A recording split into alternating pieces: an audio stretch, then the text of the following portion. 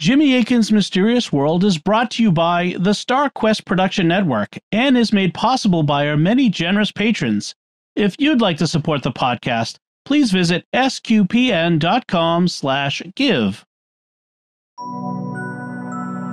You're listening to episode 277 of Jimmy Akin's Mysterious World, where we look at mysteries from the twin perspectives of faith and reason. In this episode, we're talking about the bizarre case of Victim F. I'm Dom Bettinelli, and joining me today is Jimmy Akin. Hey, Jimmy. Howdy, Dom. In 2015, a man named Aaron Quinn made an emergency call to the police in Vallejo, California. The story he told them was bizarre, like something out of a movie, and what he said was only the beginning of today's mystery. In the coming weeks, the story riveted the nation and made the news across California, across America, and across the world. But what did Aaron Quinn tell the police? What did they do in response? And what was the ultimate bizarre truth? That's what we'll be talking about on this episode of Jimmy Akin's Mysterious World.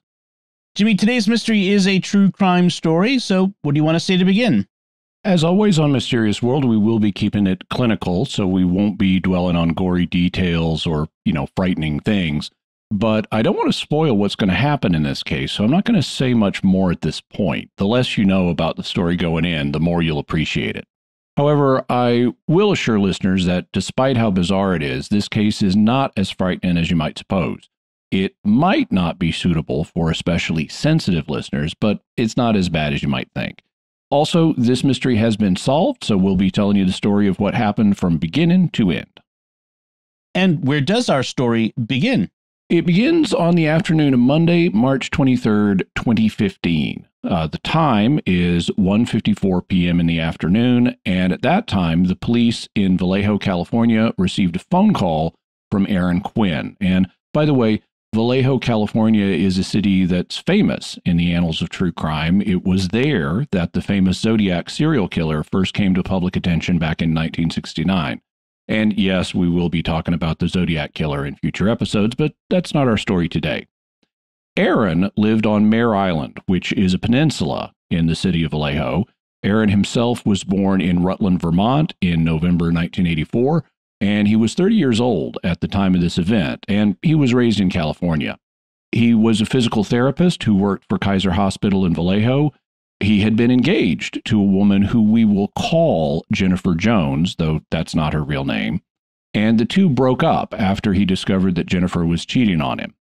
Afterwards, in June of 2014, he met another woman named Denise Huskins. She also was a physical therapist.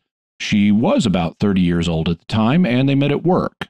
And at 1:54 p.m. on the afternoon of March 23rd, Aaron called the police.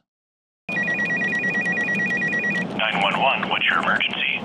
My girlfriend's been kidnapped. Within 2 minutes, which is surprisingly fast, 2 police officers arrived at Aaron's house. He repeated what he told the 911 dispatcher, that his girlfriend had been kidnapped. And apparently their first question to him was, "Are you on drugs?" This was because Aaron looked like a mess. His speech may have been slurred, and he said yes, that he had been drugged by the kidnappers. When the cops came in, they heard an electronic bell noise that sounded like dung, dung, dung. This noise was coming from a video camera that was taped to the wall. A police officer then went over to the camera and unplugged it. The officers also noticed that there was a lot of red tape on the floor in the kitchen, marking out different zones. And they noticed a dozen beer bottles by the garbage can. They asked Aaron if he had been partying, and he said no, that he collected the beer bottles before taking them out to the recycling bin in a bunch. The officer also noticed 2 lowball whiskey glasses in the sink, which Aaron said were from last night, and he noticed a 3rd lowball whiskey glass on the coffee table, which Aaron said was water. The officer then ordered Aaron to go out of the house and sit on his front steps while he searched the house. The other officer accompanied Aaron and guarded him while this happened. Soon, one of the officers said that they needed to take Aaron down to the police station, which was 10 minutes away, for a blood sample. On the way to the station, the officer asked him if he and Denise had been fighting, and Aaron indicated that he and Denise had been arguing recently. He had been having a hard time getting over his former fiancée, Jennifer, but he was no longer in love with her, and he and Denise had made up and had a good evening the night before. At the police station, the police said that they needed to take a blood sample and all of Aaron's clothing as potential evidence. They also take photographs of Aaron and a DNA swab from his inner cheek. After taking his clothes, they give him a white t-shirt to wear and pants that have thick black and white stripes on them, which are one of the classic patterns worn by prisoners to make them stand out from other people. The pants have the word Solano Prison on them, but the police say these are the only thing that they have for Aaron to wear. They do not give him socks, underwear, or shoes. The police seem like they're treating Aaron with a lot of suspicion. It sounds like they were treating Aaron like a criminal. Why were they doing this? Because when a woman is the victim of a crime and disappears, it's frequently either her husband, romantic partner, or former romantic partner who is to blame. The reverse is also true. If a man is the victim of a crime, disappears, and is reported missing by his romantic partner, she may be responsible. So it was natural for the police to consider from the beginning whether Aaron may have been involved in whatever happened to Denise. Aaron looked even more suspicious to them since he was drugged when they showed up at his home, but they would give Aaron a chance to explain what happened. He might be totally innocent, but it was part of their job to consider whether he might be responsible for whatever happened to Denise. That would be standard procedure. Another possibility that the police had to consider was whether Denise had actually been kidnapped. Everything would really come down to what Aaron said to the police. Everything would turn around and Aaron would be released scot-free if he told the police a story that made sense and yet explained why Denise had disappeared. So at least their initial suspicions were required by procedure and could be undone as soon as he explained what happened. When did the police start asking Aaron questions? After they settled in at the station, one of the detectives at the station began interviewing him, and here was where Aaron began telling his story. He said that the previous evening, he and Denise had a good discussion about improving their relationship, and then they went to sleep. At around 3 a.m., they were woken up by a voice that said, "Wake up. This is a robbery. We are not here to hurt you." Whoever it was that was speaking, the person they came to call the voice, was trying to disguise the way he spoke by emphasizing each word. There was a bright light in the room with them and 2 or 3 little red laser dots moving around like laser gun sights. There were several people in the room with them, at least 3 people, though they couldn't tell exactly how many, though they could tell that the 2 of them were outnumbered. And they eventually learned that the men were wearing wetsuits. They were dressed like underwater divers or frogmen. The voice told them to lay on their stomachs in the bed, and they did so. The voice then gave Denise zip ties and told her to use them to tie Aaron's hands and feet. At one point, the voice also referred to Aaron by name, so he knew who Aaron was. Denise was then directed to get into the closet without looking up at the intruders, and once she was there, she also was zip-tied. Aaron was then put in the closet on the floor next to her. Both of them had swimming goggles put over their eyes, and the swim goggles had black tape on them so they couldn't see. They also put headsets on them, and the headsets started to play recordings. At the beginning of the recording, there was a passage of soothing music that lasted for something like 30 seconds. But then there was a voice message that said they would not be hurt. The intruders were here purely for financial reasons. They would be made to drink a mixture of NyQuil and the sedative diazepam, also known as Valium. A medical professional would come into the closet to check their vital signs, and if they didn't drink the mixture, they would receive an injection instead.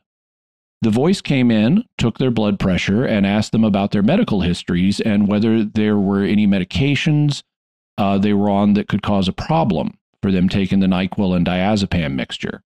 They then drank the mixture, which is how Aaron ended up drugged.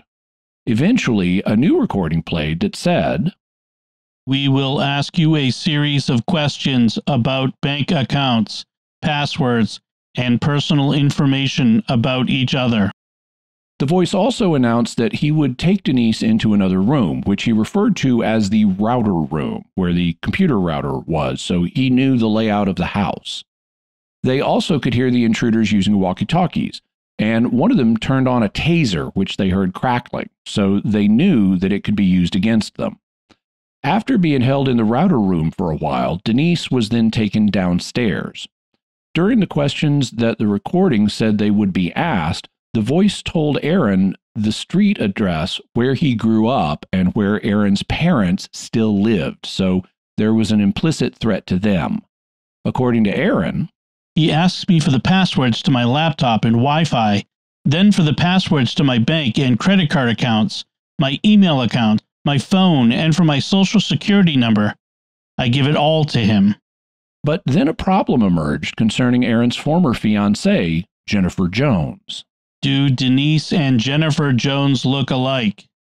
I let out a long, visceral sigh. Yes, they both have long blonde hair. This was intended for Jennifer Jones, he replies. We got the wrong intel. We need to decide what we are going to do next. So the intruders apparently thought that they would be breaking in on Aaron and Jennifer Jones. They did not expect Denise to be in her place. And now they needed to figure out what they were going to do. Back to Aaron's story. Minutes later, I hear two sets of footsteps walking across the bathroom tile. Someone kneels behind me.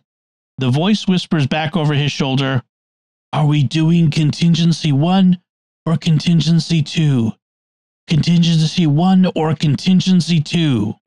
Aaron didn't hear what the answer was, but then he's told, This is what we are going to do. We are going to take Denise for 48 hours. We decided to proceed with the operation because it will allow us to practice our protocols, and there is enough financial benefit to us," he says. "It will cost you $15,000 to get back Denise. Is that acceptable?" "Of course." He repeats, "We are going to take Denise for 48 hours. Pay the money, get her back, and move on with your lives." They asked Aaron what obligations he had over the next few days and if he was supposed to see anyone and if he had any past due bills that needed to be paid. He just said that he just needed to go to work. They asked him for the password to his router, but he didn't know it. They also play another recording for him, and it uses the name of his former fiancée, Jennifer. "Aaron, we are going to take Jennifer for a 48-hour period. You will pay the amount provided by your contact to secure Jennifer's return. You may be wondering why this is happening to you. It may help to learn about our organization. We are a black market group hired to retrieve payments for personal and financial debts. Our group has secured payments across the country. This will be your burden to bear. Do not attempt to go to the police. We will always be watching you and your family. In one instance, a subject moved across the country in the belief we would not find her. Years later, we placed a pie on her doorstep, confirming to her that we know her location. You will be moved to your downstairs living room. A camera has been installed to monitor your movements. The camera's serial number has been filed off, and authorities will not be able to trace it. Our cameras are highly sophisticated and work at high temperatures. Any attempt to change the temperature will result in harm to Jennifer. The blinds will be shut, and there will be markings that you must stay inside. If you do not follow our instructions, we will harm Jennifer. Hidden cameras have been installed throughout the house, except for your downstairs bathroom. You are allowed to use the bathroom for short periods. If a neighbor or family makes contact, you must make an excuse that does not raise suspicion. Any attempts to call authorities will result in harm to Jennifer. We will be watching you at the bank. If you attempt to alert the bank teller, we will kill Jennifer. Waiting will be the hardest part. You should entertain yourself by reading. Stay strong for Jennifer and your family." Only now that they had Denise instead of Jennifer, all those things would apply to her. Soon, the voice told him, I have a portable phone charger. I will place it on the kitchen counter. You will take it with you when you travel to the bank. Make sure your cell phone battery is fully charged. A dead cell phone is unacceptable. In the morning, you will call in sick to work. You will use Denise's phone to text her manager. State that she has a family emergency and will be gone for the week. We are going to take your laptop. After this is over, we will return it to factory settings and leave it somewhere where you can retrieve it.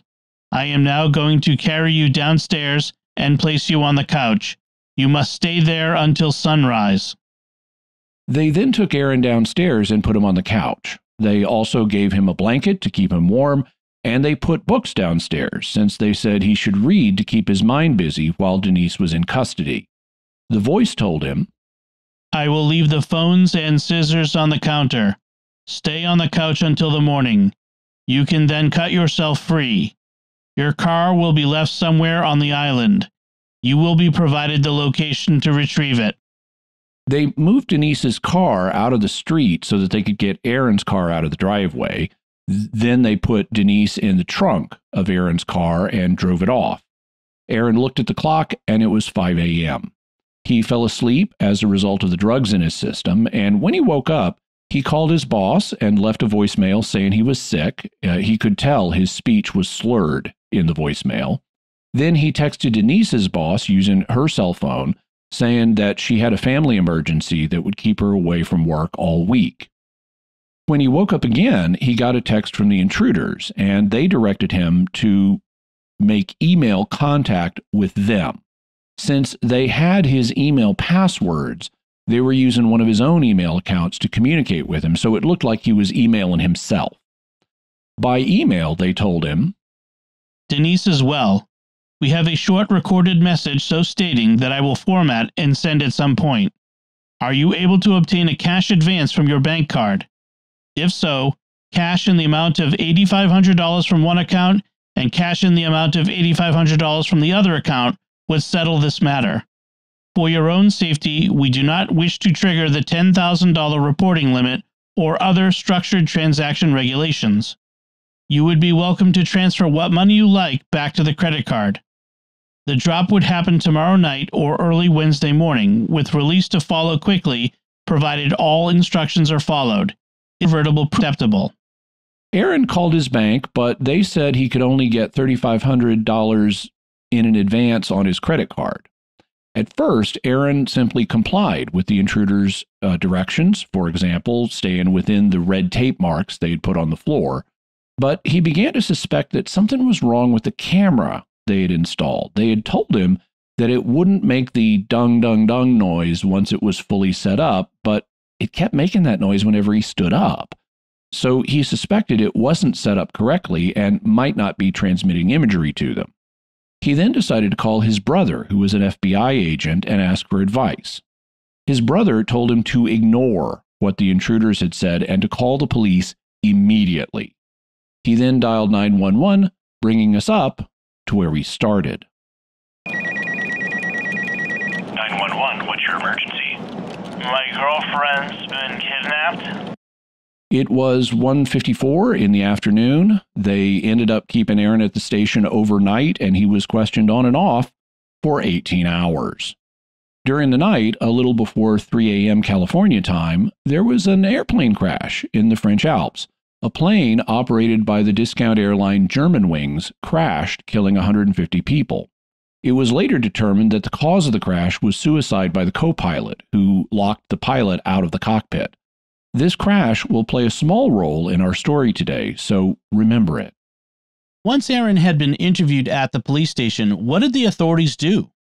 One thing was to bring in the FBI because the FBI handles kidnapping cases. They also launched a search of the area looking for Denise either alive or dead.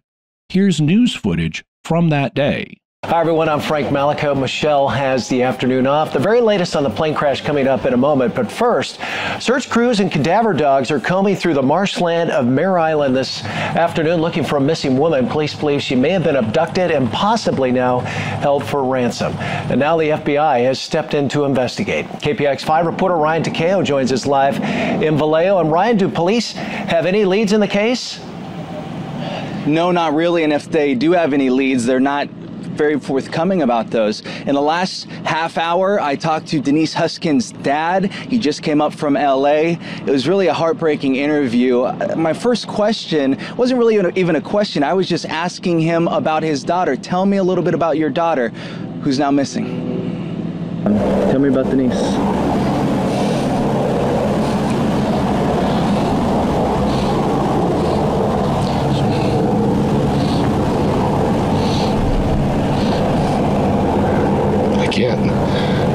She's a beautiful girl. Michael Huskins cannot believe his 30-year-old daughter Denise is missing. He got the call from Vallejo police yesterday and flew up from LA this morning. This is overwhelming to me. I mean, I don't understand it. I can't, as the hard part is I don't understand what's going on. Denise's father was understandably upset. Having your daughter taken like this would be a horrifying experience for any parent. At least the police were taking the kidnapping seriously and searching for Denise, not just focusing on Aaron. Well, that's what you'd think, and the police certainly wanted it to look in public like they were taking the kidnapping seriously. Originally, Aaron had said they wanted $15,000 for Denise's return, but by email the next morning, they had said that they wanted two payments of $8,500, which would be $17,000 in total. Aaron had told them this, but had told the police this, but notice what the anchor said about the kidnapping situation. Search crews and cadaver dogs are combing through the marshland of Mare Island this afternoon looking for a missing woman. Police believe she may have been abducted and possibly now held for ransom. So they're searching out in marshy wilderness areas on the island. They're using cadaver dogs. Denise may have been abducted and possibly held for ransom. Here's another clip from a local TV station. It begins with Lieutenant Kenny Park of the Vallejo Police speaking at a press conference. I can promise you that the police department, working in partnership with the other law enforcement agencies, we're doing everything that we can and then some to ensure her safe return. That search continues for the Vallejo woman who disappeared yesterday. Police say 29-year-old Denise Huskins was possibly kidnapped for ransom. But there are still a lot of questions in this case. We can't go into specifics about the ransom, but all I can tell you is the original witness indicated that a ransom demand was made. Their biggest question is why Huskins' boyfriend, whom neighbors and family identify as Aaron Quinn, waited hours to call police. And Aaron did wait hours. According to him, Denise was abducted at 5 a.m., but he didn't call 911 until right before 2 p.m., which was 7 hours after the kidnappers had left. This doesn't sound like the police were thinking this was a kidnapping. It sounds like they think Denise is dead and that the kidnapping for ransom story may not have been real.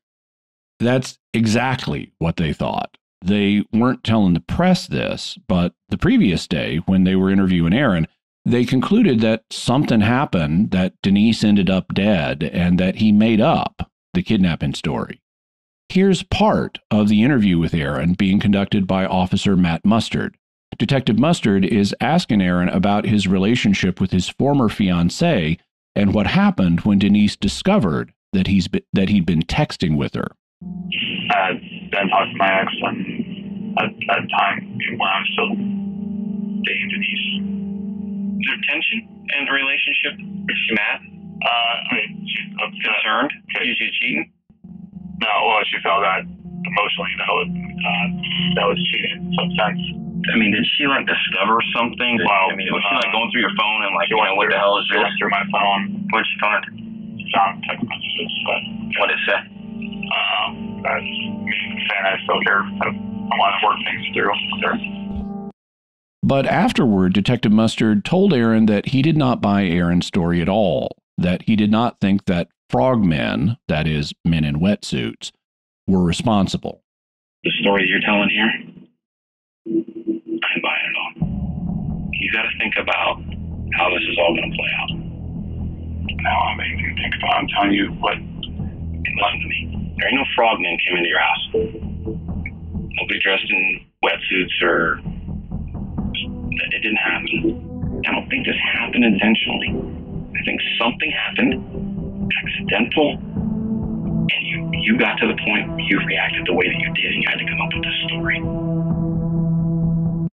Detective Mustard said he believed that Aaron killed Denise accidentally and invented the kidnapping story in a panic. He compared the situation to that of Lady Lacey Peterson, who had been murdered in Modesto, California in 2002. It led to a major media sensation, and many people concluded that her husband, Scott Peterson, had killed her and then totally lied about it afterwards. Detective Mustard tells Aaron people will think the same thing about him. Lacey Peterson, Scott, whatever the hell his name was. Did you watch that story in the public out of Modesto? You look at that and you go, that dude's a lying son of a bitch. That's the way people look at you. Frogman obviously didn't do it, so who did it now? Well, it's the guy that I've been sitting here talking to tonight. So now I get out my puzzle pieces and I start figuring out, okay, how do I make it so you look like a monster? I don't want to do that. Ultimately, I'm looking for the truth. I'm not looking for a live Denise. I'm looking for dead Denise. So he was not looking for a live Denise, but a dead Denise. He threatened Aaron that he would try to make him look like a monster if he didn't tell what really happened, and he said that he was prepared to tell Denise's family that she was dead. You want me to go tell her family that she's dead? Because that's what I'm prepared to do. I'm going to go tell them that I'm not looking for a live Denise. I'm looking for dead Denise. It did feel like I am some character in this crime drama. I'm like in a movie. I'm living a nightmare right now. There's blood in your house. There's blood? Yeah. Okay. Now, Aaron had not mentioned any blood being drawn during the kidnapping. So how did the blood get there? The blood Detective Mustard was referring to was a spot of blood found on the bed, which had no bedspread and no comforter on it. Upon reflection, Aaron concluded that the blood must have been from when he cut himself playing basketball a few weeks ago, and then the scab must have broken open while he was asleep. But the police suspected it was Denise's blood. Furthermore, according to Detective Mustard, "Okay," Mustard says, rubbing the back of his head and neck, "I can tell you, there ain't been no other additional communication to you on a ransom demand. No one is trying to reach out to you." And Mustard thought that if Denise really had been kidnapped, then the kidnappers should have been reaching out to try to get their ransom. Aaron said that he didn't hurt Denise and that they could check his records to see that he wasn't a violent person. "I agree with you," he says. "You don't have a record, which makes me believe you reacted to a situation, that you didn't plan this. Something happened and you were trying to figure out what to do. Let's play this through for a minute," Mustard says. "Sit in this chair for a minute. Think it through. Listen to me. Intruders come in, right? Intruders hurt, kill, damage, defame, whatever, Denise. Do you think they take her? No, they leave. And they probably kill you too, right? Why then do I not find Denise in the home? It makes me think I don't find Denise in the home because the story doesn't fit. There ain't going to be no frogman as the suspect," he says, nodding his head. "There ain't going to be one guy. It's going to be you. If something bad happened and you overreacted, that's a lot different from being a monster." Now, one of the things the officers had noticed when they searched Aaron's house was that it had a particular smell, like the carpets had been freshly cleaned or something. So Detective Mustard asked, "Did you vacuum your carpets today?" "No." "Did you clean your carpets today?" "No." "Did you do any cleanup in relation to chemical cleanup today?" "No." "Did you know the comforter and blanket are missing off your bed?" That's what the other officer told me. "Why do you take a comforter and blanket off a bed? Why do you do that?" "To take a body, I assume that's what you're getting at." "Well, how's Frogman going to take the body? Frogman is going to take the body and lift it over his shoulder and take it. You don't need to take in the evidence of the bedspread and the blanket. You know why the monster does that? Because he sees stuff on it, and he says, 'Holy blank, I need to get rid of it.' It's obvious to me whatever happened in that bedroom. Detective Mustard later summarized his views this way.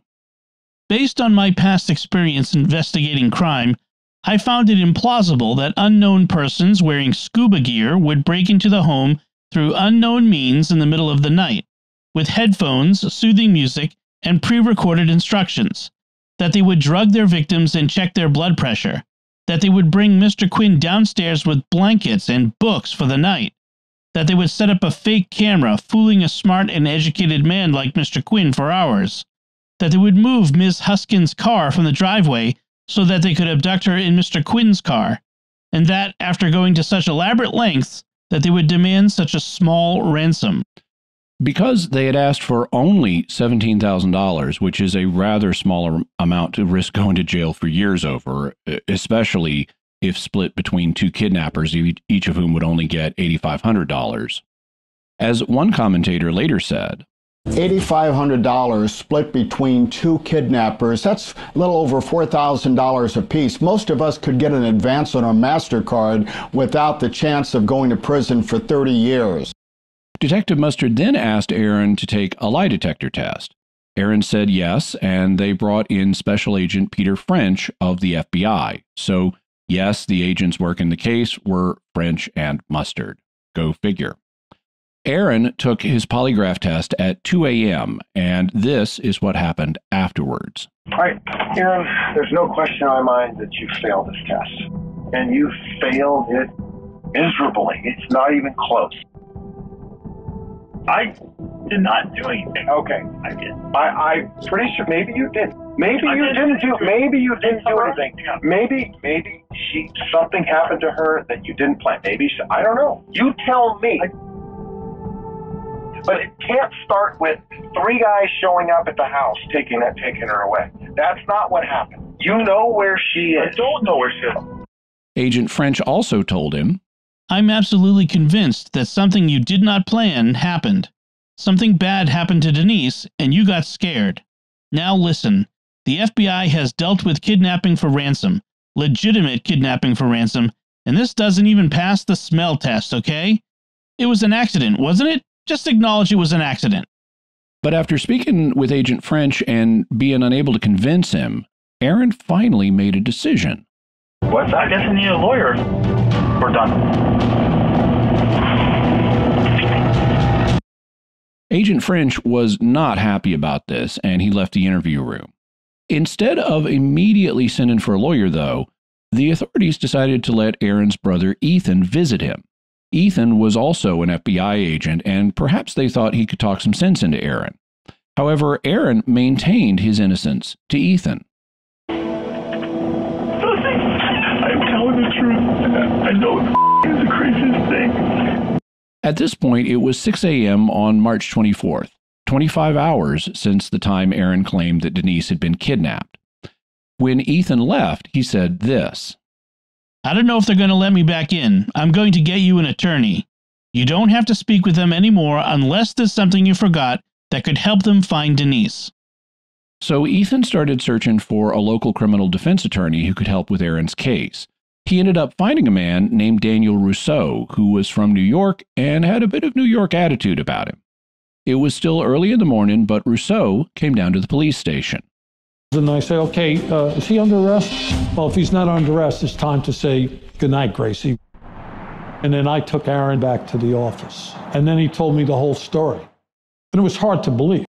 So Rousseau got Aaron out of the police station, but when he heard the story about the frogmen who had kidnapped Denise, asking for a very small ransom with an extremely detailed plan involving cameras and tape on the floor, with kidnappers who were incredibly polite, providing Aaron with a blanket and books to read, and who repeatedly framed their demands as requests and asked if the requests were acceptable to Aaron instead of just telling him what he was going to have to do. Even Aaron's own lawyer had trouble believing the story, and Rousseau warned Aaron that he's going to have trouble with the Vallejo Police Department. Then, something very surprising happened. The Vallejo police were convinced that Denise was dead and that Aaron had killed her. They were using cadaver dogs to search for her body in the marshes on the island. And then Across the bay in San Francisco, a reporter for the San Francisco Chronicle named Henry Lee got an email. The email comes from one of Aaron's email addresses, which Aaron claimed the kidnappers had access to, and the email contains a recording of Denise's voice. Okay, my name is Denise Huskins. I'm getting lunch. Otherwise, fine.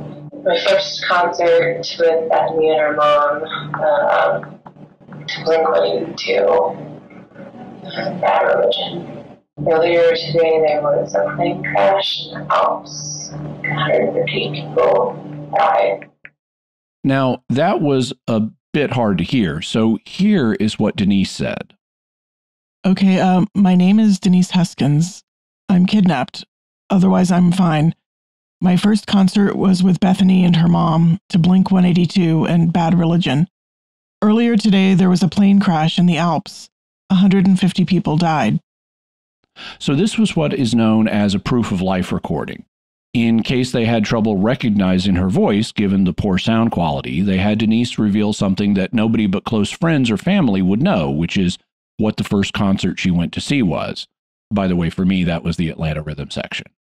And to prove that she's still alive, they had to refer to the Germanwings plane crash in the Alps, which had only happened that day, meaning that the recording had to be made that day, the day after she was kidnapped, because deep fakes weren't yet a big thing then. This proved that Denise was still alive, or at least that she had been alive at the time the recording was made. And that meant that Aaron did not kill her, which was a huge relief to him to have proof of that. The police had Aaron come back to the station to identify the voice, which he did.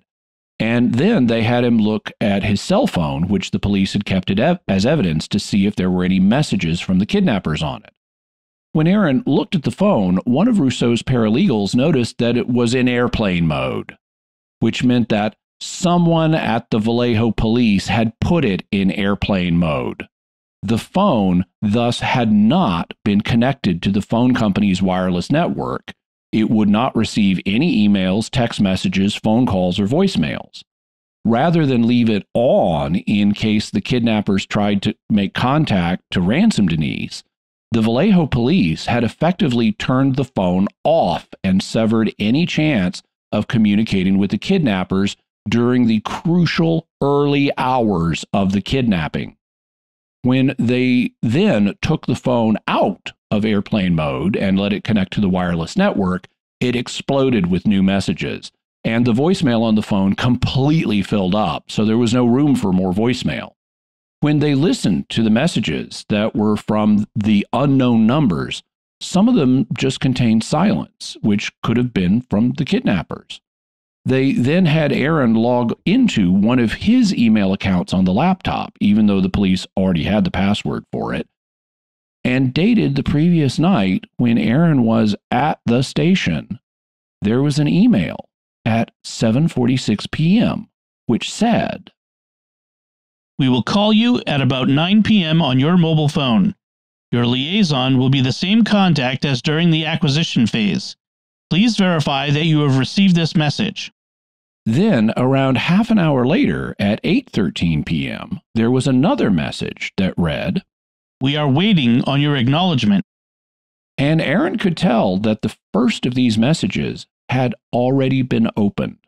Someone at Vallejo PD had read the kidnappers reaching out, even though the previous evening Detective Mustard had told Aaron that nobody tried to contact him, and nobody had responded to either of these messages from the kidnappers.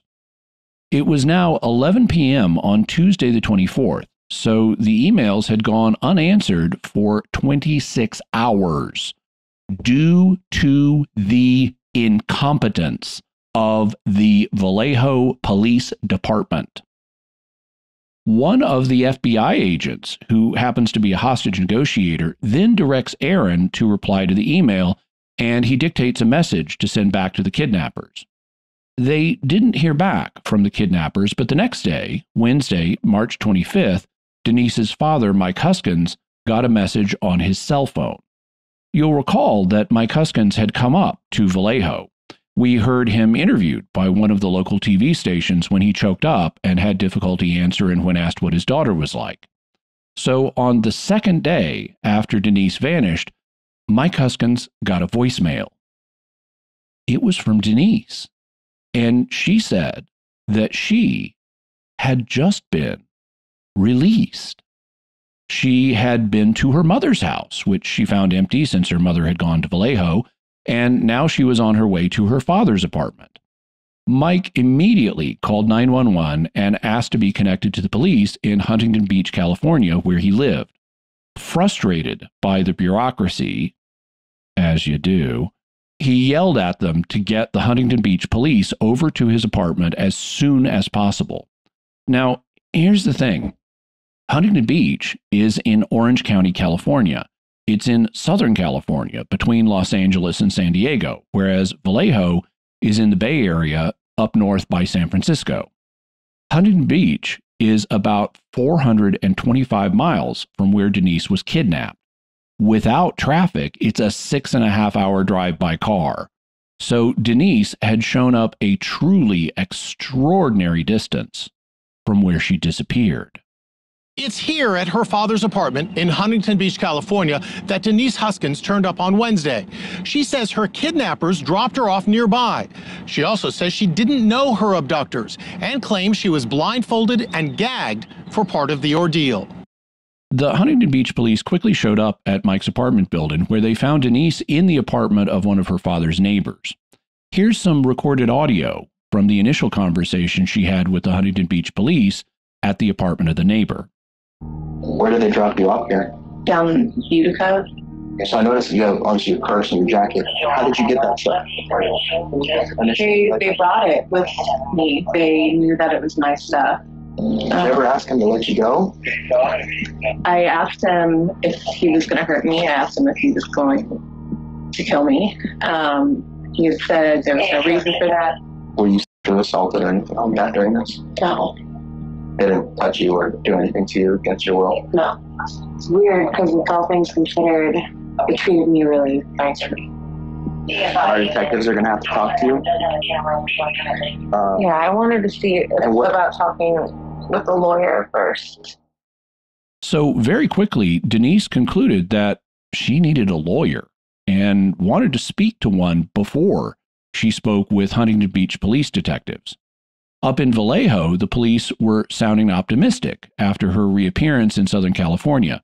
Here's Lieutenant Kenny Park again. We're confident that we're going to be able to piece together this puzzle and have a better picture of what really occurred, how it occurred, and when it occurred once we speak to Ms. Huskins. However, they didn't get a chance to talk to her. Denise apparently determined that the Vallejo police were hostile towards her, and she decided to speak only through her lawyer. She also decided to make her own way back up to the Bay Area, and she and her family stopped talking with the police. As a result, the Vallejo police held another press conference in which they said, "As of right now, we have not heard from Ms. Huskins, and we are no longer in contact with any of the family members." Vallejo police have had it. It's disappointing, it's disheartening. And the press itself was starting to go after Denise. Did this 29-year-old woman fake her own disappearance? Police are outraged. Huskins can be seen in this video hiding under a black hoodie.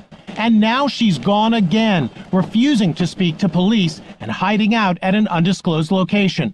Now she and her boyfriend could face criminal charges. So Denise and Aaron could face criminal charges for wasting the police's time. It was at this point that the news media began referring to Denise Huskins as a real-life Gone Girl. Gone Girl was a movie that had come out in 2014. It starred Ben Affleck and Rosamund Pike. It had come out just 6 months earlier. It was a huge blockbuster success, earning $370 million at the box office, and it had certain similarities to the current situation. I won't say what those similarities are because it's a really enthralling movie, and I don't want to spoil it for those who haven't seen it. But the press started incessantly referring to this as the Gone Girl case. And some even wondered if Aaron and Denise may have been inspired to hoax the police as a result of watching the movie. In fact, people even noted that Denise and the actress from the movie, Rosalind Pike, looked alike. So they were very focused on the similarities between the two situations. Why did the police so quickly conclude that Aaron and Denise had hoaxed her disappearance and alleged kidnapping? It just seems so unbelievable. First, Aaron calls the police while he's spaced out under the influence of some kind of drugs. Then he tells them a crazy story about guys in wetsuits invading his home and kidnapping Denise.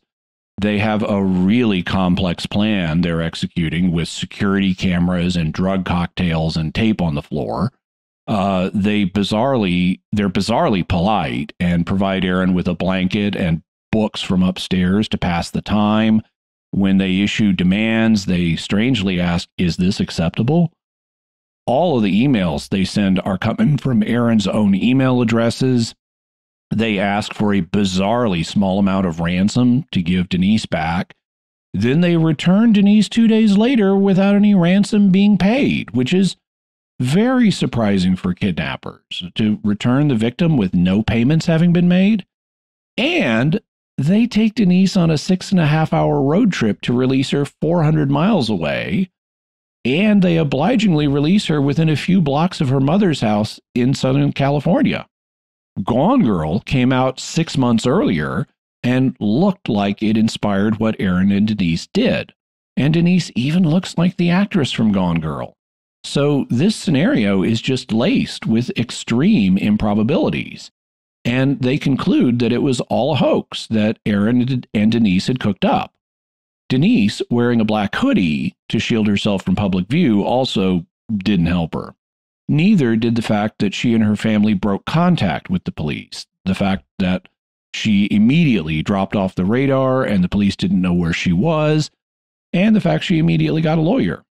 Well, Rob and Edie, it's just the latest twist in this case. It started out as a kidnapping for ransom in Vallejo, then the discovery that Huskins was alive and well in Southern California.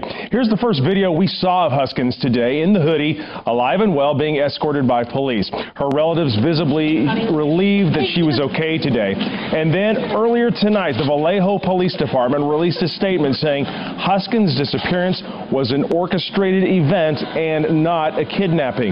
The police also revealed that FBI agents were preparing to fly Huskins back to Northern California where they could interview her about her ordeal. Only problem, now they cannot locate Huskins, and they say she has also retained a lawyer. And just minutes ago, the Vallejo police held a news conference about the latest developments and had this to say about the couple. If you can imagine devoting all of our resources, 24 hours a day, on what I will classify as a wild goose chase. It's a tremendous loss. It's disappointing, it's disheartening, and the fact that we've essentially wasted all of these resources for really nothing is upsetting. I really appreciate everybody taking the opportunity to coming out here on such short notice, so we really appreciate that. First and foremost, before we go any further, I would like to offer an apology for us being so guarded with our investigative information. Please understand that it is a necessary evil, and our primary focus has always been the safety of the members of our community. So, it's confirmed that Mr. Aaron Quinn and Miss Denise Huskins are in a dating relationship. And from this point forward, I will not refer to them as a victim or a witness.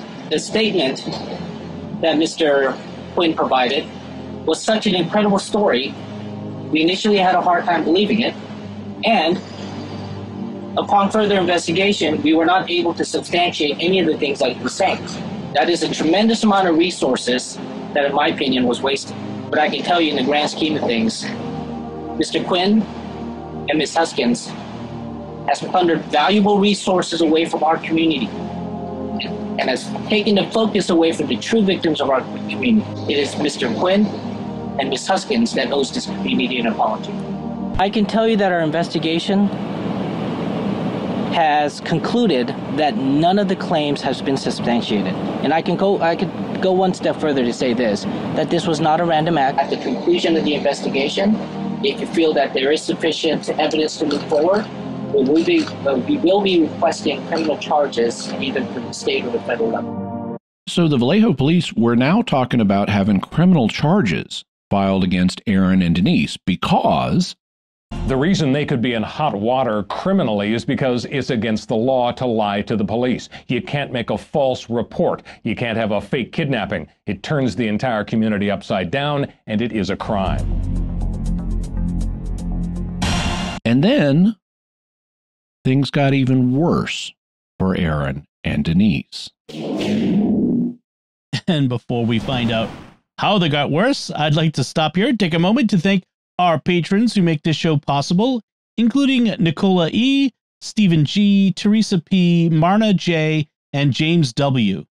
Their generous donations at sqpn.com/give make it possible for us to continue Jimmy Akin's Mysterious World and all the shows at StarQuest. And you can join them by visiting sqpn.com/give.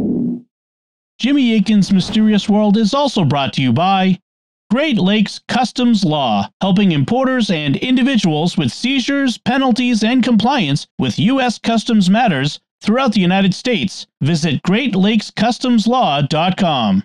And by DeliverContacts.com, offering contact lenses at low prices with free delivery. Visit DeliverContacts.com.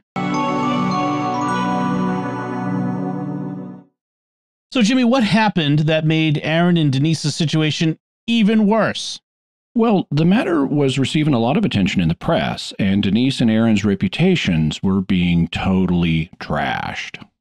Breaking news. We have just confirmed that this woman's kidnap for ransom story is all a hoax. Like Amy Dunn, Denise's kidnapping was all a hoax. Was an orchestrated event and not a kidnapping. Her story started to fall apart. It was all a hoax. Is Huskins a real life gone girl like the movie? And at this point, the police began receiving messages that claimed to be from the kidnappers.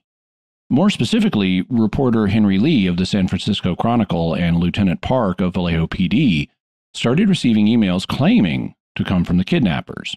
The first email arrived on Thursday, March 26, the day after Denise reappeared in Huntington Beach.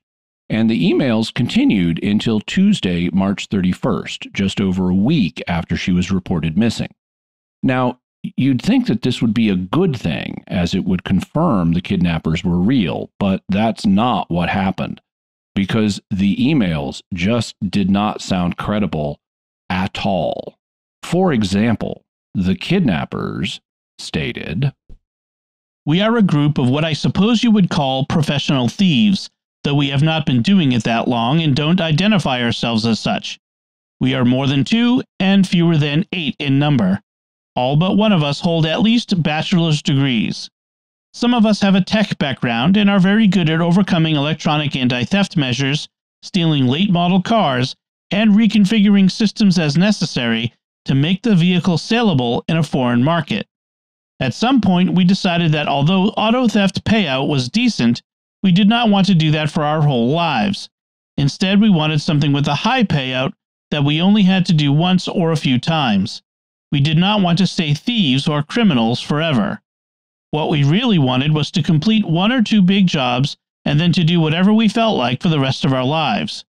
We settled on kidnapping and ransom. The redacted operation was meant to be a test of methods that would be used later on a higher net worth target, in an environment that was familiar to us and somewhat controlled. There was also a link to someone we thought was resident there, but turned out not to be. The bottom line, inconceivable as it sounds given what we have done, is that we didn't really want to hurt anyone. We are young adults, fairly recent college graduates, and up until now this was a bit like a game or movie adventure. We fancied ourselves a sort of Ocean's 11, gentlemen criminals who only took stuff that was insured from people who could afford it." Ocean's 11 is a movie that originally came out in 1960. It starred the Rat Pack, Frank Sinatra, Dean Martin, Sammy Davis Jr., etc. And it was remade in 2001 with a new cast featuring George Clooney, Matt Damon, and Brad Pitt.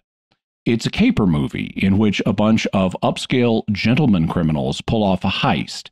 And if the kidnappers were real, the fact that they fancied themselves like the suave, stylish Ocean's 11 gang says something about their egos.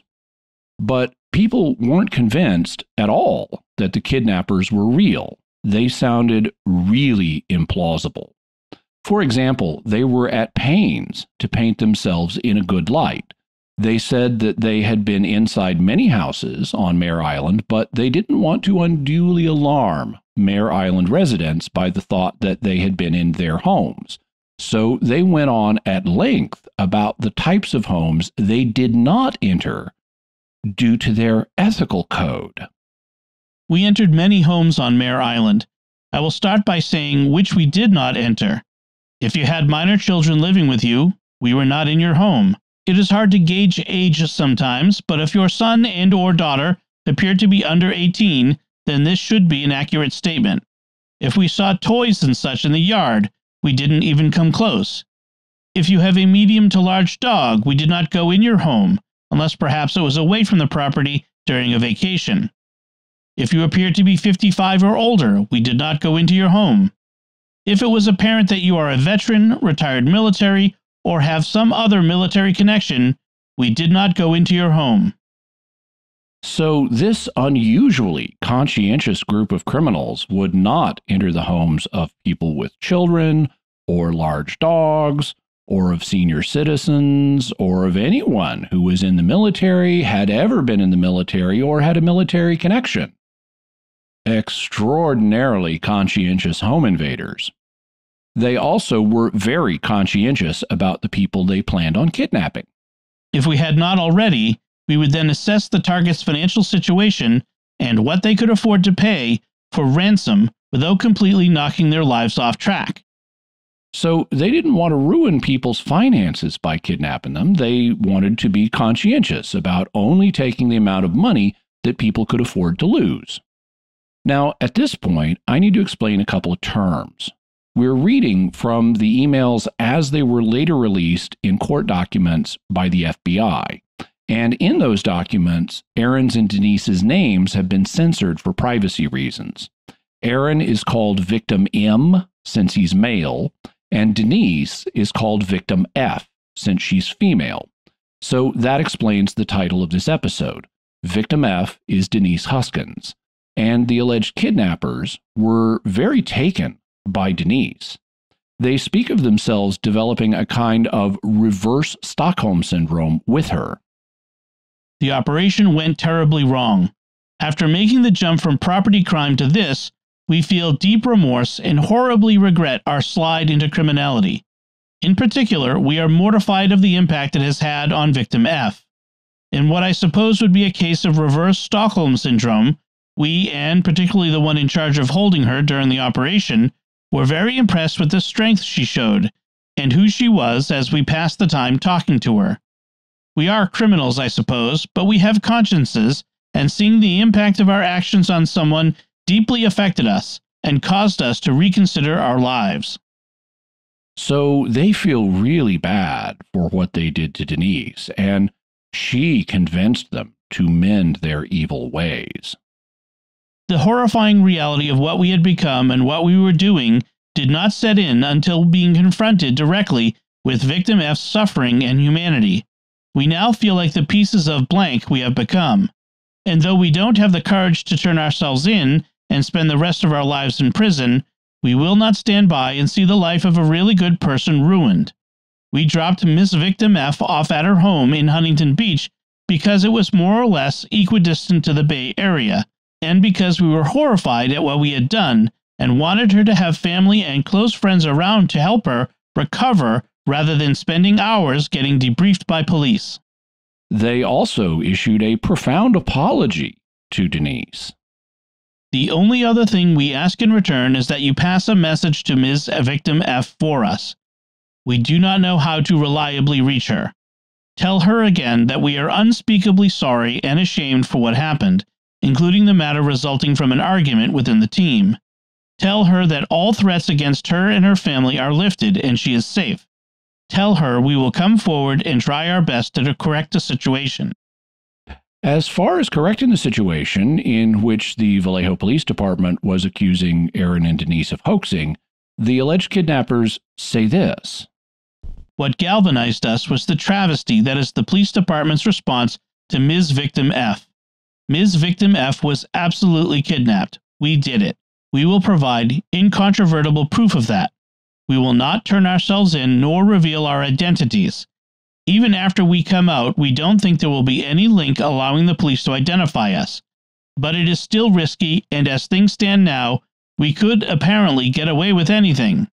We would rather take the chance of revealing the truth than live in a world where someone like Victim F is victimized again and again.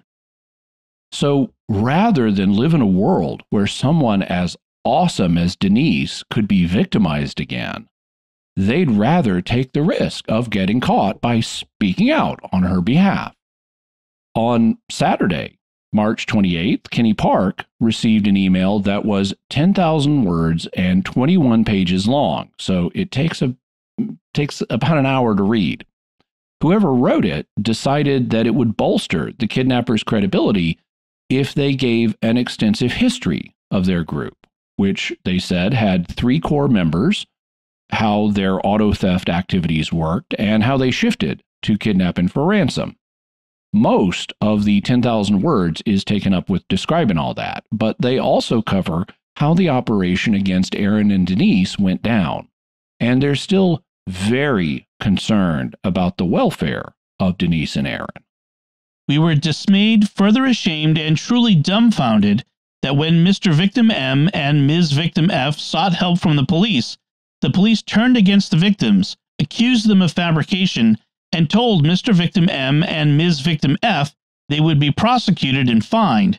It was also disturbing how many journalists cast the victims in a negative light.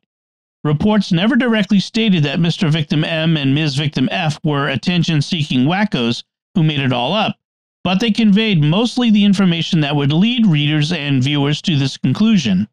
Like the police, certain journalists crucified the victims long before there was enough information to do so.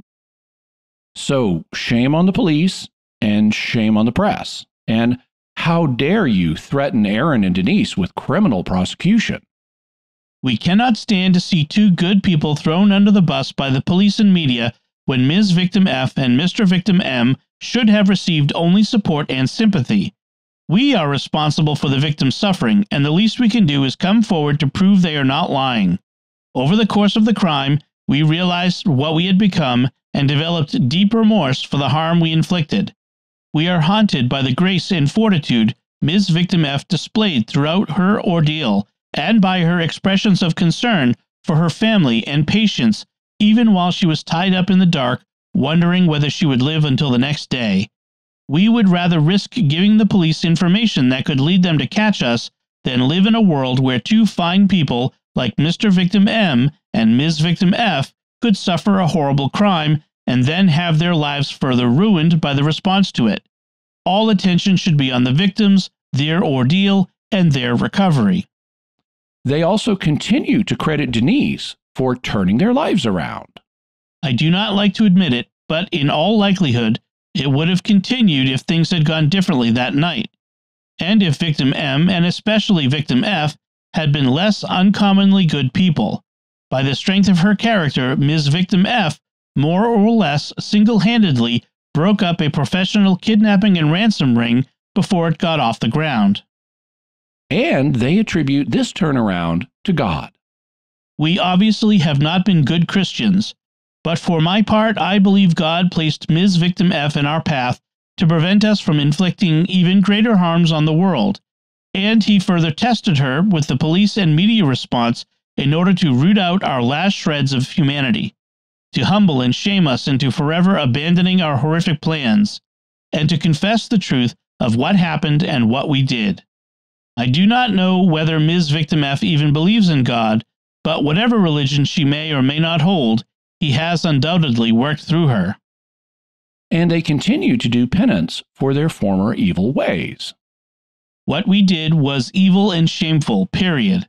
The only point of explaining is to make the police and the public believe the victims so their nightmare can end and they can heal and get on with their lives. All indications are that Ms. Victim F and Mr. Victim M are 2 really great people who deserve none of this. We are obviously not the ones who can help with their recovery, but we certainly hope the police and others will now see to it that they are supported unequivocally and fully. They conclude this 10,000-word email with this statement. May God have mercy on us. We expect none from you. Unfortunately, the police did not believe that this communication came from actual kidnappers. Normally, kidnappers don't do anything like this. And so they took no action. And 2 days later, on Monday, March 30th, Kinney Park got a new and much more angry email. It is inconceivable to us that the air has not been cleared concerning Ms. Victim F's victimization. The Vallejo Police Department has 24 hours to issue a full and unequivocal apology, one that includes the words, "We were wrong," or something very close to them. No mealy-mouthed, it appears we may have initially misassessed the available evidence due to the complex and bizarre nature of the crime and the unusual behavior of the victims in delaying their reports and retaining attorneys instead of working directly with police. It will be a full apology with zero insinuation that the victims had any role whatsoever in creating their predicament. At this point, the police have more than enough corroborative information to realize that they were wrong, and yet you still allow Ms. Victim F to be portrayed as an unstable hoaxer. So the kidnappers were now demanding that the police publicly apologize to the victims. They did, however, realize that the police might not think these emails were fake, and that Aaron and Denise might be sending them to try to force the police into apologizing to them. So they addressed that issue and said, "If you still think this is some sort of an inside job, for example, because we seem to have information that only people in the victim's circle have, I think I mentioned that we've broken into a house or two and that we're pretty good with computers." So, yeah, we're really good with computers and we use spyware, and that's how we know stuff only people close to Aaron and Denise would know. This isn't Aaron and Denise sending you all these emails at all. Also, they threatened to dox Lieutenant Park and publish his private information if he doesn't apologize. That reminds me, since the victims and their families have had the police and press and public up in their business for days, I think it is only appropriate, Mr. Park, if the public has as much information about you, in case they'd like to get in touch and let you know what they think about your victim blaming and your failure to do the right thing, and issue a full apology when you had the chance. They also made a more general threat. I have spent time doing the wrong thing for the wrong reasons. If you force it, I will do the wrong thing for the right reasons. No, not another kidnapping. You'll see. There will be a lag before you find out, but after 24 hours, it will be in motion if there is no full apology. I/we may be the direct agent of harm, but it will be made crystal clear that the Vallejo Police Department and you, Mr. Park, had every opportunity to stop it. You have more than enough information at this point to do the right thing and issue an apology to the victims. You have until noon tomorrow to make that happen. Of course, this was reported in the press. Police have said that Denise Huskins' kidnapping was all a hoax, but now those alleged kidnappers are threatening violence against the police if they don't apologize for calling it a hoax.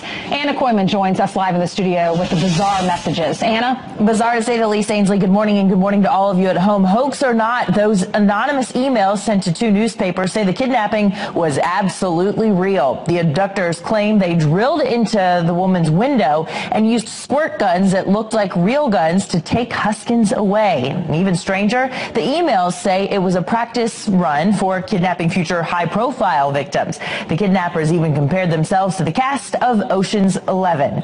Huskins' attorney says the kidnappers then sent an apology email, saying they felt terrible when they discovered she wasn't the intended target and wanted to clear her name.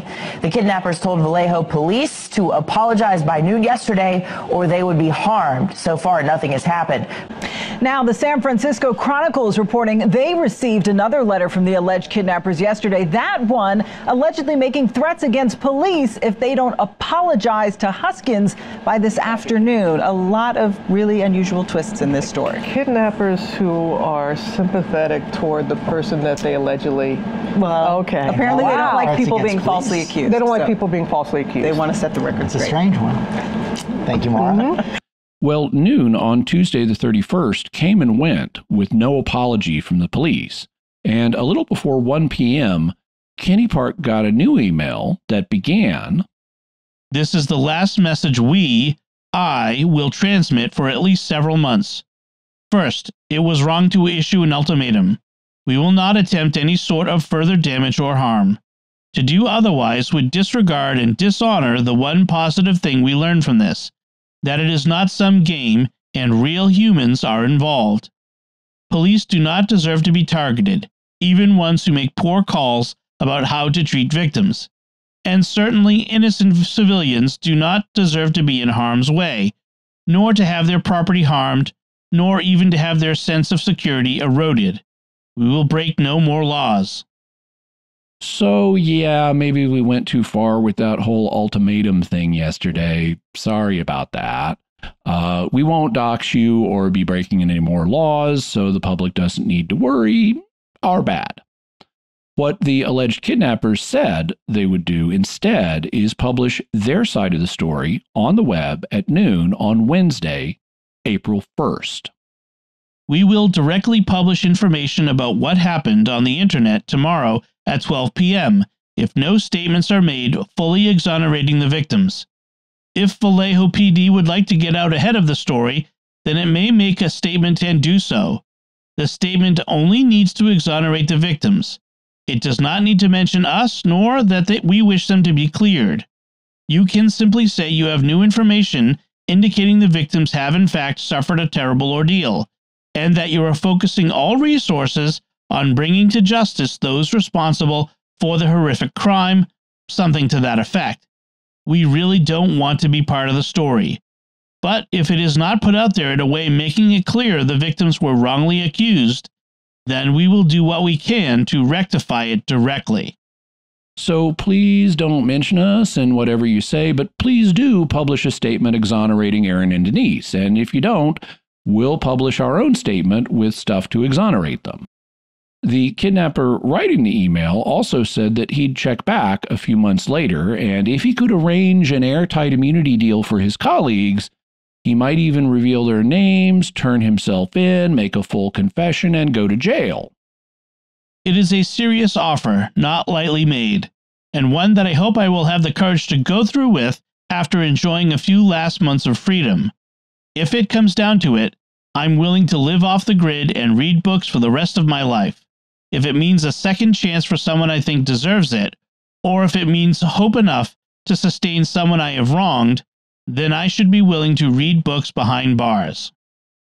So the kidnapper is willing to go to jail to give Denise a second chance at life because that's just how awesome she is. The alleged kidnapper then says, "Goodbye. That is all I can think of. We are deeply sorry for the pain that this has brought everybody, including the police and their families. It ends now.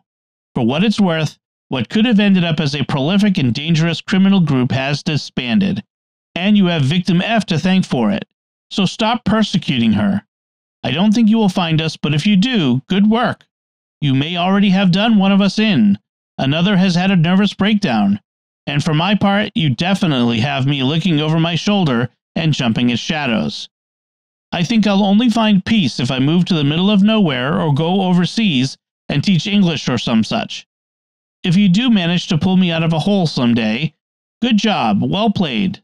I'm not going to hurt anybody, but depending on where I am at that moment in time, I might have another spray-painted squirt gun like I used in the kidnapping. Or maybe it will be a real gun, empty. Or maybe not empty. Don't think too hard about that. Just aim true and get it done, if it ever comes to that." So that correspondence ended rather vaguely, and Lieutenant Park and the Vallejo police did not issue an apology. They stuck by their hoax claim. The alleged kidnappers did not publish their planned statement on Wednesday, April 1st, which oddly is April Fool's Day. After this, the communication ceased, and the emails sent by the alleged kidnappers failed to do the trick. Aaron and Denise had to be content with watching the press trash their reputations and waiting for criminal charges the Vallejo police had threatened them with to end up in court. So this was their new, horrible, normal situation. But then, something took place in the town of Dublin, California, about 40 miles from Vallejo.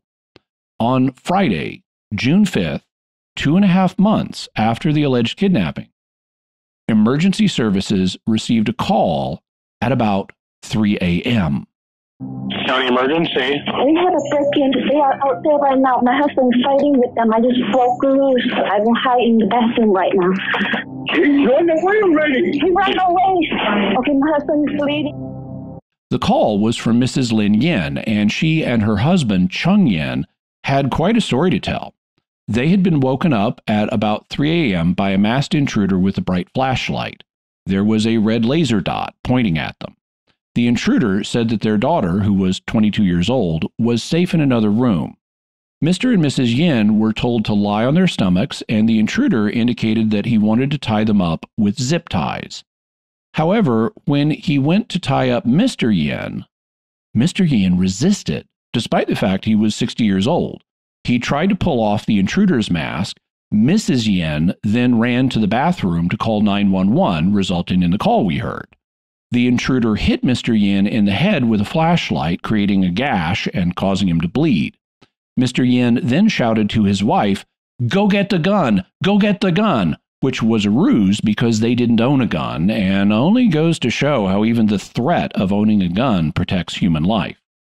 The ruse was enough to cause the intruder to flee and run out of their house. But when the police showed up to investigate, they found the gear that the intruder had brought with him but abandoned, including a Samsung Galaxy phone. Detective Misty Caruso of the Alameda County Sheriff's Office was asked to assist in executing a search warrant on the home in South Lake Tahoe, whose address was linked to the cell phone. It was an utterly ordinary-looking small cottage with dark gray siding, white trim, and a neatly manicured yard, like so many of the rental properties in the Tony Resort area, with no hint of the darkness that happened inside of those walls. The man they were there for was Matthew Mueller, a 38-year-old Harvard Law School graduate, ex-Marine, and recently disbarred immigration attorney. He'd barricaded himself inside the home owned by his parents by piling trash, boxes, chairs, and even a massage table against the front door. Caruso and her colleagues had to use a battering ram to break through the front door and push through the debris, only to find Mueller standing silently in the hallway. Just under 6 feet tall, with a slender build, auburn hair, and dark eyes, he towered over Caruso. He didn't say a word, not then, and not after they handcuffed him and took him into custody, pausing only to kick shut his laptop as sheriff's deputies escorted him out of the home. Caruso followed behind, snapping a photo of him outside in case they needed it for their investigation. The interior of the house was an absolute wreck, with garbage, clothes, and boxes strewn all over the living room and on the kitchen counters. One of the boxes was filled with license plates. Another held a key maker for several types of Ford vehicles. There was a stun gun on the rocking chair in the living room. As Detective Caruso investigated the case, the evidence clearly linked the man to the home invasion in Dublin. When they searched the car, Detective Caruso discovered a duffel bag containing a blow-up doll dressed all in black that someone had wrapped in thick metal wire, Nerf guns painted black with laser pointers taped to them, more duct tape and zip ties, and several pairs of swim goggles with black tape over the lenses. A black nylon belt with an attached pouch contained another pair of blacked-out goggles. This pair had a long, blonde hair hanging from it. And that was when her suspicions became a certainty. Oh my God, she thought. Someone was wearing those goggles. Who? The car's GPS system indicated that it had recently traveled to Huntington Beach in Southern California. Oh, and they also found Mueller had Aaron's laptop, which had been stolen on the night of Denise's kidnapping. Stunning vindication for the 29-year-old woman. The FBI now says Denise Huskins was telling the truth all along about being kidnapped back in March. Denise fought back tears and held hands with her boyfriend, Aaron Quinn, as their lawyers blasted local police for originally labeling their kidnapping story a hoax. The Vallejo Police Department owes an apology to Ms. Huskins and Mr. Quinn. Big break in that case. When a California woman was abducted from her home, her boyfriend tied up and drugged, police accused them of faking the kidnapping, but now another man is behind bars, and authorities say it was not a hoax. Today is a fabulous day for Denise Huskins, for Aaron Quinn. They are absolutely 100% not just not guilty, but innocent. This morning, investigators say the alleged mastermind behind a bizarre Northern California kidnapping plot could have even more victims. We were happy to hear that the name had surfaced again. And indeed, Matthew Muller was tied to other similar crimes in the region. So Aaron and Denise had been telling the truth all along. No matter how bizarre the story was, it really was true. The perpetrator was Matthew Muller. He was a former sergeant in the Marine Corps, and he had a law degree from Harvard Law School. In 2009, he'd moved to San Francisco, where he worked for a law firm specializing in immigration law. All that sounds like he was a good, respectable, productive member of society. But in 2008, he had been diagnosed with bipolar disorder, and he didn't like taking his meds because of the side effects. He got new meds, but they led him to have insomnia and paranoia. He heard voices and believed the Chinese government was targeting him. So all of that mental illness might have had something to do with the bizarre emails he sent to the press and the police. He also was disbarred from the legal profession for refusing to return a client's money. And he had lived a block from Aaron Quinn on Mare Island. Interestingly, Muller spoke to the press while he was awaiting trial for what he did to Aaron and Denise. And as a former lawyer, he knew not to make damaging admissions to the press that could be used against him in court. Hey, Mr. Muller, Henry Lee from KTVU, used to be with the Chronicle. You probably know. Just for the record, we're sorry about all the technical difficulties. Let me just get... Oh, that's okay. I hear that the system doesn't like iOS. Yeah, you know what? I'm the only Asian guy who knows nothing about technology. It might be a firewall. I don't know. So let me just get right to it, because this thing may not work in any minute. Now, how would you speak to Denise's feelings that she's been horrifically traumatized by you? She says, I know you've been traumatized. How about her trauma, as she describes it? Well, again, I'm really sorry, sir. I'm going to have to defer until the trial. You know, I will certainly be taking the stand in my own defense, and we'll talk about what did or did not happen. But it's something that does have to be saved for a later date. Sorry. That's okay. What would you say? Is there anything you want to say directly to Denise or Aaron? Not necessarily about their wedding, but about what they say they experienced. Anything, any regrets, anything you would say to them? I don't think I have. I think that if there's going to be conversation, they should initiate it. That's their right at this point, so I wouldn't presume to say anything to them at this point. Let me ask you about Vallejo Police. Why was it important for you to defend Denise, send me material over email? Why did that get you concerned that they were not believing what she said? I can't reply to that without confirming that I'm the person that sent those emails. I will tell you I'm certainly outraged, as everybody should be, by the conduct of the police, or at least insofar as they decided at such an early phase in the investigation to turn it back to the victims and call it a hoax. That was probably not the best policing. I don't know all the motivations behind it, so I won't presume to say that, but it was obviously a very, very damaging move. I wish it not happened. Did you send me the so-called, what people are calling the proof of life audio of Denise, and why did you send that? I, again, can't speak to the facts, sir. What do you want people to know about Matthew Muller? They see different parts of you. They see you as a proud Marine, Harvard Law graduate. What do you want people to know about you?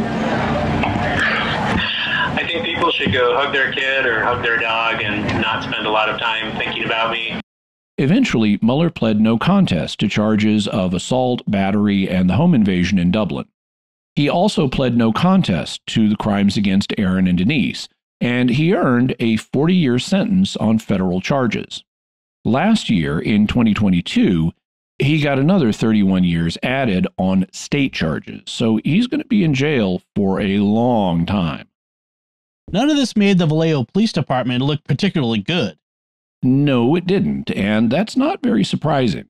Early on in the process, Aaron's lawyer Daniel Rousseau told him, "The Vallejo police are the most incompetent, corrupt police force around here, and they will do everything they can to railroad this kid," he said.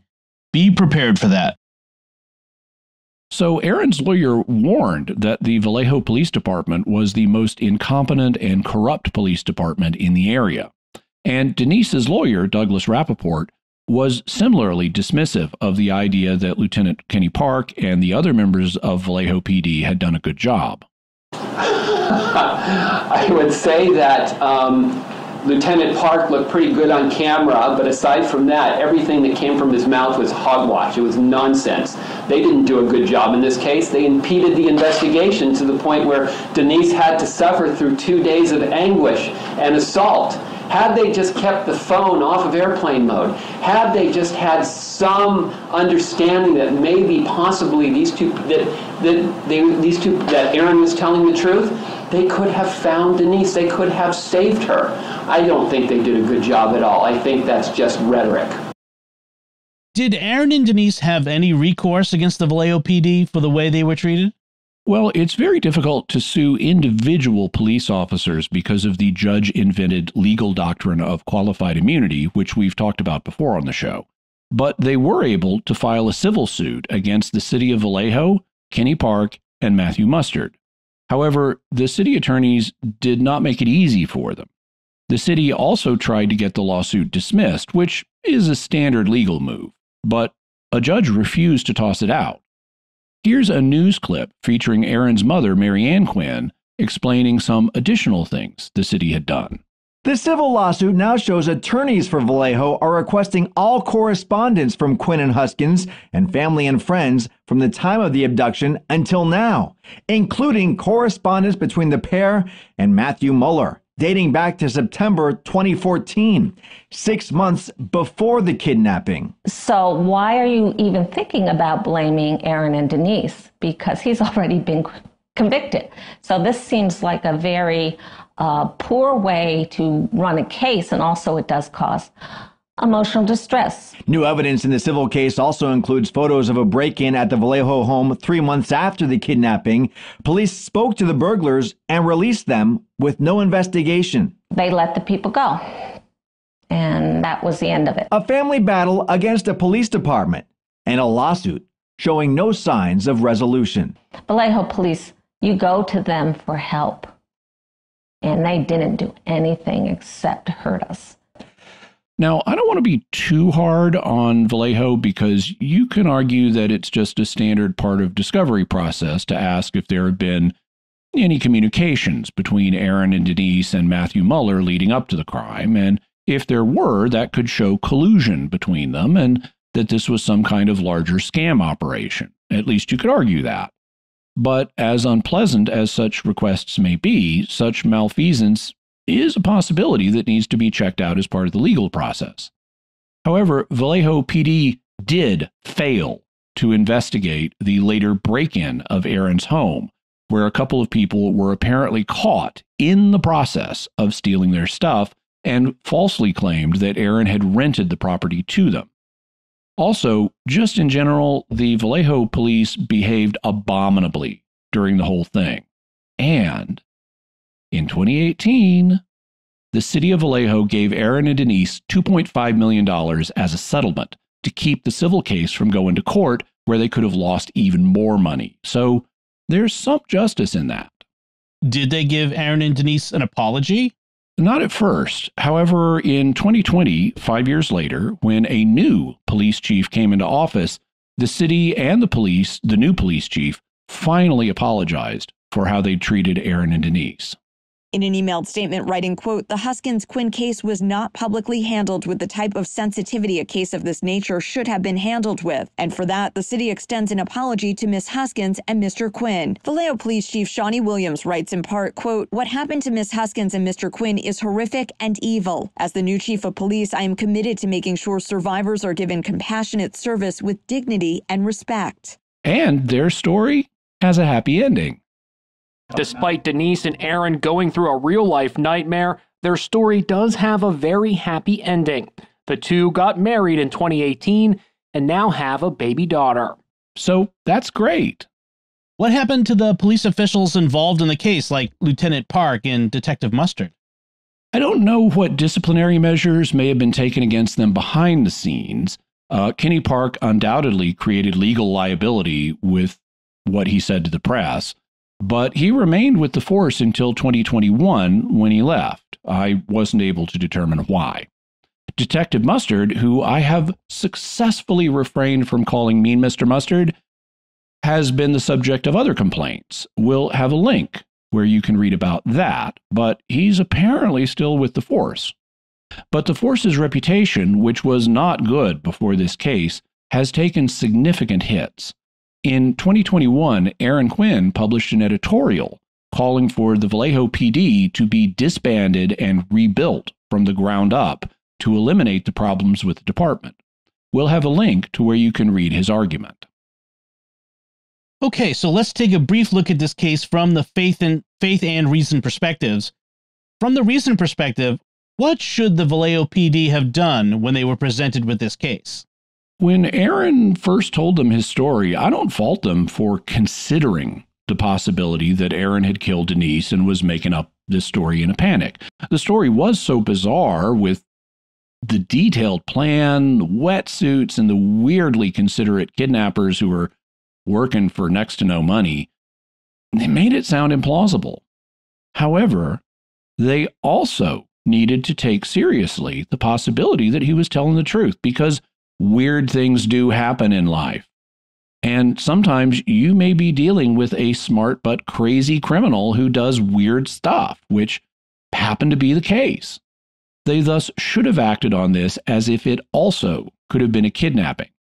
And they absolutely should never have put Aaron's phone into airplane mode during the crucial early hours of a reported kidnapping. That was rock stupid. Why did Mueller wear a wetsuit during the crime? Basically, to prevent him from leaving any hairs and skin flakes that could have been used to identify him by his DNA. He talks about this in one of the emails he sent. We also acknowledge that it's not impossible that we would have shed DNA during the operation, though we took countermeasures, including full-body wetsuits, also for purposes of a swimming escape if the island were sealed off, exfoliating, moisturizing, hairnets, and balaclavas. We attempted to plan not just for forensic techniques that exist now, but for techniques that could be used on preserved evidence years from now. That could include taking a vacuum bag full of dust, mostly skin, sucked up during the investigation and preserved, and in a few decades isolating, amplifying, and sequencing every last bit of DNA in there, and then comparing it to a mandatory government universal DNA database. And with some machine intelligence as smart as 100 investigators connected to massive historical data resources and working the matter around the clock, it would not be sufficient to simply introduce random DNA noise. From a criminal perspective, that's actually quite smart, or as they say in law enforcement, it shows criminal sophistication. Lots of criminals are now being caught because of new DNA technologies that didn't exist decades ago when they committed their crimes. We discussed an example of that in episode 38 on how we caught the Golden State Killer, in which Joseph D'Angelo was revealed to be the Golden State Killer based on matching his DNA against one of his relatives who had contributed their genome to a public DNA database. If you're a criminal, it's not at all unreasonable from a criminal perspective to try to anticipate where these kinds of technologies are going to go in the future and how you might defeat them. In his emails, Mueller claimed to be part of a group with 3 core members that participated in Denise's kidnapping. Are there still people out there who were part of this group? There's a debate about that. On the one hand, the police did find a blow-up doll dressed in black and reinforced with wire, making it able to stand on its own. They also apparently found tapes of people whispering that had been recorded, and it's speculated that he used the blow-up dummy and the tapes to create the illusion of him having associates with him. Also, he later claimed he was working alone. However, on the other hand, Aaron and Denise are convinced that he worked with other people. It's not possible for him to have done this on his own. There's just a lot that we're never going to get answers to, a lot that we're just never going to find out, and we kind of had to make peace with that. This conclusion is based on several factors, not just seeing a pair of immobile legs in the darkness like the blow-up doll would have had, and not just hearing tapes of people whispering. Aaron and Denise reported hearing other people moving around them in the house while the voice, or Matthew Muller, was still with them. When I lay down in the closet, I could hear a drill going on in one part of downstairs and people going through my cabinet. What I was hoping was that they're stealing stuff. In their book, Victim F, From Crime Victims to Suspects to Survivors, they describe several such incidents. I won't go through them all, but here are a few examples. I feel vibrations of footsteps leaving the bedroom, while the voice places swim goggles with some kind of dark tape wrapped around the lenses over each of our heads. The closet is above the living area in the house, and I hear someone going through the kitchen cabinets while another uses a drill in the living room. The voice remains upstairs with us, rummaging through what sounds like a bag of equipment in the master bathroom. These pained thoughts are interrupted by the crackling of a two-way radio. The white light still illuminates Aaron's bedroom, so I'm able to see the outline of a shadowy figure as it brushes past me. A man's voice breaks the static, barking out some kind of military commands that fade behind me. In that same moment, I hear the loud snap of a taser from the other side of the master bedroom, warning me what will happen if I don't comply. So Denise saw a shadowy human form move past her, while on the other side of the room, someone else turned on a taser to warn her to comply. And as Muller was carrying Denise downstairs... As he turns the corner of the stairs, he shifts his weight to the left to let someone pass, whispering, "No," as the other person continues up the stairs toward the master bedroom. And according to Aaron... Minutes later, I hear two sets of footsteps walking across the bathroom tile. Someone kneels behind me. The voice whispers back over his shoulder, "Are we doing contingency 1 or contingency 2? Contingency 1 or contingency 2?"